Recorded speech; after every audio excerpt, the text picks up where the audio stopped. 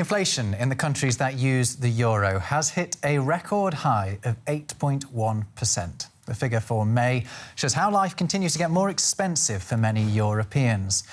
Inflation has been rising for the last year, getting further and further away from the European Central Bank's target of 2%, as you'll see here. Originally, it was supply problems caused by the pandemic that kicked off the climb, but war in Ukraine has caused food and fuel prices to rise, pushing up inflation even further.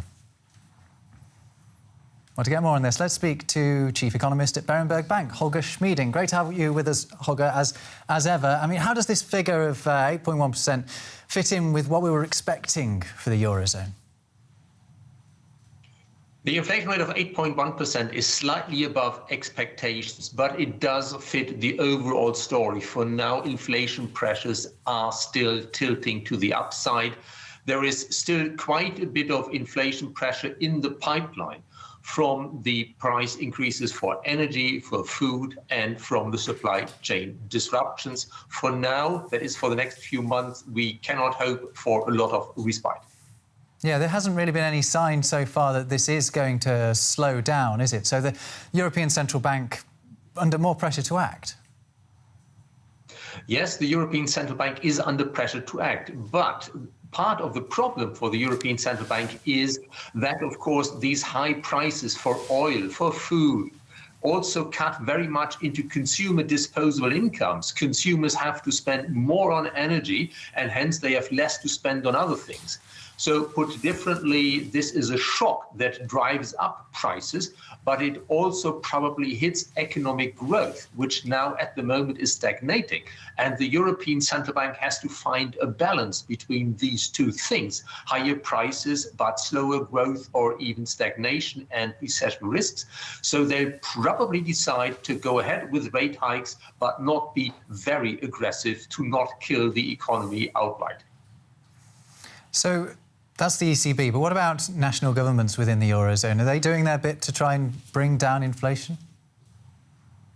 Well, there is not much that governments can do to bring down inflation directly. They have not much control over it. What many of them are fortunately doing is to help people, the most vulnerable, with subsidies, or with, for instance, a cut in petrol taxes here and there. What precisely governments are doing differs from country to country, and not all of that is quite rational, I'm afraid. But at least governments, by and large, are doing something to help the most severely affected. So are we seeing, because this talks about the Eurozone, which is obviously across more than a dozen countries, are we seeing very different amounts of inflation in different member states then?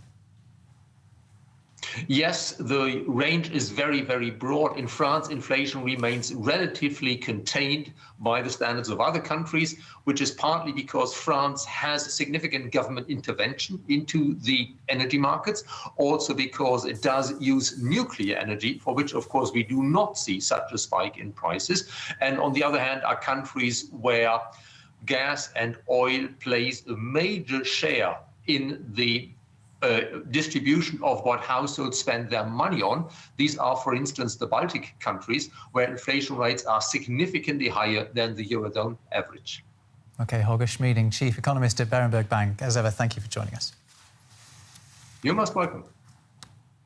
Now, outside of the Eurozone, but still in the EU, is Hungary, which is also fighting its own inflation battle. With the war in Ukraine right on their doorstep, Hungarians are feeling the knock-on effects more than most. New labels again. Prices have sharply increased. For coffee, it has nearly doubled since last year. I have just changed price tags, and when I saw by how much they have increased, I was stunned. The inflation rate for April stands at 9.5% in Hungary, one of the highest in Eastern Europe. In an attempt to turn the tide, the state fixed the price for a few products, for instance for sugar. Also, this pack of flour and this bottle of sunflower oil cost just as much as last year. Now, this is due to government price caps, which are in place until July 1st. But keeping some prices artificially down didn't change the overall inflation for so many other products. Consumers tell us they are paying about 40% more for their entire shopping basket. This is 500 forint. This is exorbitant. The price of flour and oil means nothing. That's not what we live from. Prime Minister Orban says prices have gone up due to the war in Ukraine and sanctions imposed by the European Union, which Hungary is a member of. And his price caps allegedly support the families. The manager of this rural gasoline station disagrees. He must sell the fuel for 480 forint the liter. That's about €1.25, one of the lowest prices in Europe and another price cap. He can barely remain open, cover rising energy costs, or pay salaries, he says. We have a family too. They need to be supported too. If I cannot bring money home, my family is not being supported. Along with other privately owned gasoline stations, he sues the government over alleged violation of their property rights, he says. I find it outrageous that I must operate this with loss and cannot close. András György says price caps won't help decrease inflation. Without austerity measures, Hungary's economic reality will become non-manageable. The economic reality that we have a twin deficit, we have a high inflation, that no good news are coming from the world economy, the energy prices will remain high. So all these issues are there. And there is no real talk about that. The government has now made it clear that it's bracing for an economic crisis. What's less clear is whether its measures are effective to deal with it.